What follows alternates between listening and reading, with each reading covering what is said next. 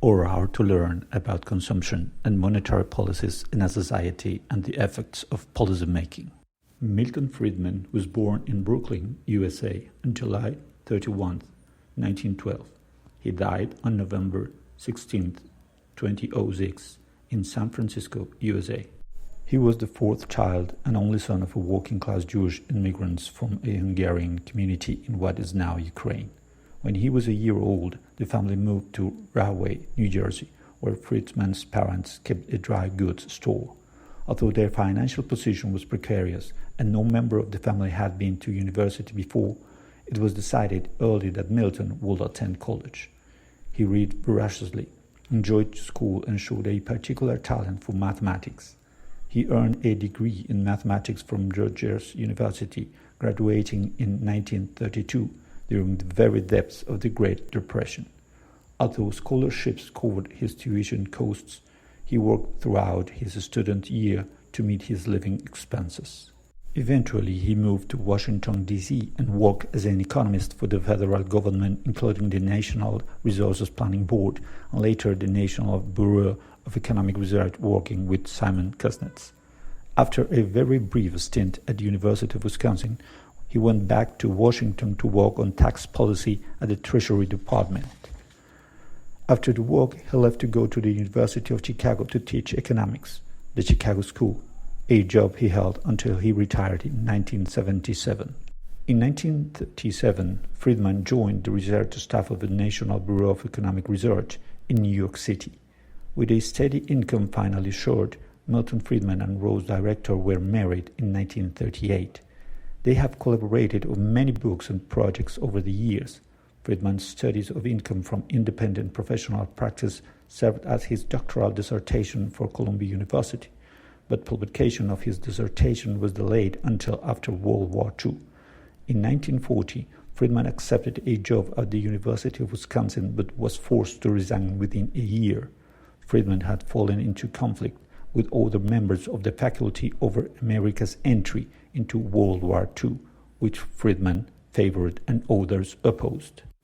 During World War II, he worked in the Treasury Department, where he helped create the federal withholding tax system. Prior to that time, Americans had paid their taxes in a single lump sum each year.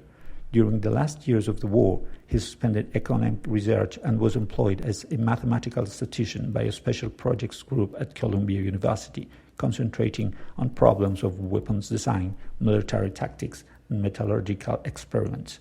He was a Fulbright visiting fellow at Gonville and Caius College, Cambridge, and economic advisor to Republican presidential candidate Barry Goldwater.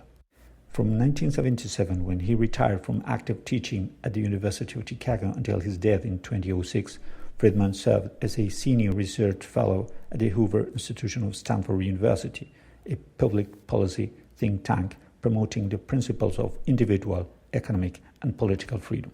Later, he served as an advisor to President Ronald Reagan and British Prime Minister Margaret Thatcher.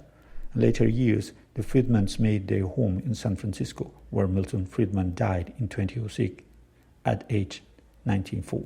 I want to share 3 statements Friedman produced which seem to me to be very important to understand his work. Quote, "A society that puts equality before freedom will get neither. A society that puts freedom before equality will get a higher degree of both." End of quote. Quote, "I think that nothing is so important for freedom as recognizing in the law each individual's natural right to property and giving individuals a sense that they own something that they are responsible for, that they have control over, and that they can dispose of." End of quote. Quote, "Indeed, a major source of objection to a free economy is precisely that it gives people what they want instead of what a particular group thinks they ought to want. Underlying most arguments against the free market is a lack of belief in freedom itself." End of quote. Friedman's contributions to economics are profound. The permanent income hypothesis, the resurrection of the quantity theory of money, and his magnum opus with Anna Schwartz, A Monetary History of the United States, 1867 to 1960, all stand as great achievements. Friedman provided the intellectual foundations for the anti-inflation, tax-cutting and anti-government policies of President Ronald Reagan and British Prime Minister Margaret Thatcher and an era of more disciplined central banking. His ideas helped to end the military draft in the 1970s, gave birth to staple conservative causes such as school vouchers, and created the groundwork for new economic views about the Great Depression, unemployment, inflation, and exchange rates. The theoretical economist, even vocal neo-Keynesian critics, admired the brilliance of his logic, including his assertion that economic models should be judged by the accuracy of their predictions about behavior, not by their psychological realism. For example, in Friedman's rational behavior model on consumption behavior, consumer preferences can be expressed mathematically in terms of utility, and consumer choices are driven by rational calculations to maximize utility. Until then, Keynesian economists had explained consumer decisions more loosely in psychological terms, e.g., a tendency to spend some, but not all, of any increase in income. Theory of the consumption function. Friedman's first universally applauded application of the hypothesis of rational behavior to economic pattern was a theory of the consumption function. His 1957 book that made the case for his permanent income hypothesis, a consumer spending theory that states that saving and spending decisions are based on perceptions of permanent, not temporary, changes to income. People spend at a level consistent with their expected long-term income and save only if current income is higher than expected permanent income. By effectively resolving previous inaccuracies in the analysis of the relationship between income and spending, Friedman laid the foundation for all subsequent economic analysis of spending and saving patterns. Prediction of stagflation. Another undisputable Friedman victory was that his rational behavior explanation of inflation accurately predicted a phenomenon that establishment Keynesians thought was impossible: stagflation, a period of stagnant economic growth with simultaneous high inflation and high unemployment. In 1967, when Friedman presented his prediction of stagflation in a presidential address to the American Economic Association, he was challenging prevailing economic theories based on the Phillips curve, an economic model that demonstrated an historical correlation between unemployment and inflation that Keynesian economists had always assumed was stable, i.e., that high inflation will always be associated with low unemployment and low inflation with high unemployment. Monetary theory. In the 1950s and 1960s, many economists believed inflation could arise from other factors, such as the influence of unions, corporations, or oil-producing countries. These views were advanced by Mr. Friedman's early mentor and friend, Arthur Burns, Federal Reserve Chairman from 1970 to 1978. Mr. Friedman was harshly critical of Mr. Burns' monetary policy, and as inflation rose and unemployment took hold, his own views grew in prominence. By the time he won his Nobel, the unemployment rate had climbed to more than 7% and was on its way to surpassing 10%. The inflation rate, too, had flirted with double-digit levels. It took Paul Volcker, who became Fed chairman in 1979, to put the monetarist theory into practice, adopting money supply targets that drove interest rates to double-digit levels, sent the economy into a deep recession, and ultimately brought inflation down drastically. But unemployment eventually fell as well, proving that Mr. Friedman and Mr. Phelps were right about the absence of a rigid trade-off between unemployment and inflation. Monetarism and the Great Depression. The most controversial position in Friedman's 1967 book targeted the Keynesian approach to the Great Depression, and it became quite influential with economists and the general public. His argument that the government, the Federal Reserve, made the Great Depression worse by not enacting monetary policies.